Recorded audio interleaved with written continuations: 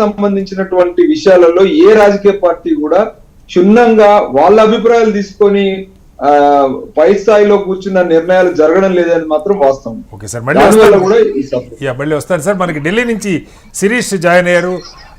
శిరీష్, ఏంటి కొంత స్టెబిలిటీ కనపడుతుంది హర్యానా ఎగ్జిట్ పోల్స్కి సంబంధించి. దాదాపు కాంగ్రెస్ 36, బీజేపీ 48 దగ్గరే ఉంది. 1-2 స్థానాలు అటు ఇటు అవుతున్నాయి.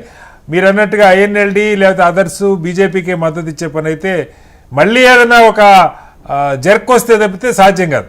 కాంగ్రెస్ పార్టీ ఆఫీస్ దగ్గర ఆల్రెడీ ఇందాక ఉదయం అయితే సంబరాలు కూడా చేసుకున్న పరిస్థితి ఏంటి, ఇప్పుడు ఎలా ఉంది అక్కడ పరిస్థితి? నిజంగా ఈ 500,000 అనే ఒక హర్యానా అసెంబ్లీ నియోజకవర్గాల సైజు చాలా నేరో మార్జిన్ ఉండే పరిస్థితి ఉందా, ఎలా అర్థం చేసుకోవాలి?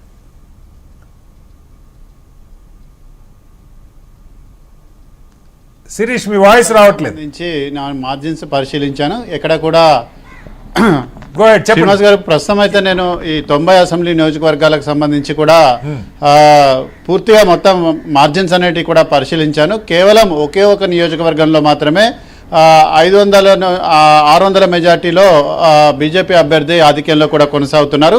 మిగిలిన అన్ని నియోజకవర్గాల్లో కూడా మెజార్టీ వచ్చేసి దాదాపు 1500 నుంచి 2000 పైనే కూడా ఉంది. ఈవెన్ 1000 లోపు మెజార్టీ ఉన్న స్థానాలు కూడా 1-2 ఉన్నాయి తప్ప ఎక్కువగా కూడా లేవు.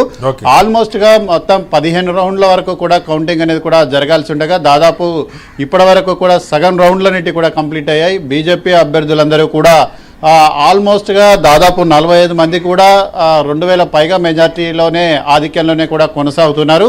సో ఇదే ట్రెండ్ కనుక కొనసాగితే మాత్రం హర్యానాలో 3వసారి బీజేపీ అధికారాన్ని చేపట్టి హర్యానా రాజకీయ చరిత్రలో ఒక రికార్డు సృష్టించడం అనేది ఖాయమని చెప్పొచ్చు. ఎందుకంటే హ్యాట్రిక్ విజయంతో హర్యానాలో 3వసారి బీజేపీ అధికారాన్ని కూడా రెండోసారి వచ్చిన 40 స్థానాల కంటే ఈసారి శిరీష్ కౌంటింగ్ ఏమన్నా స్లోగా జరుగుతుంది? ఎందుకంటే ఇప్పటికి దాదాపు మనకి సమయం 11:30 దాటుతో ఉంది, 11:30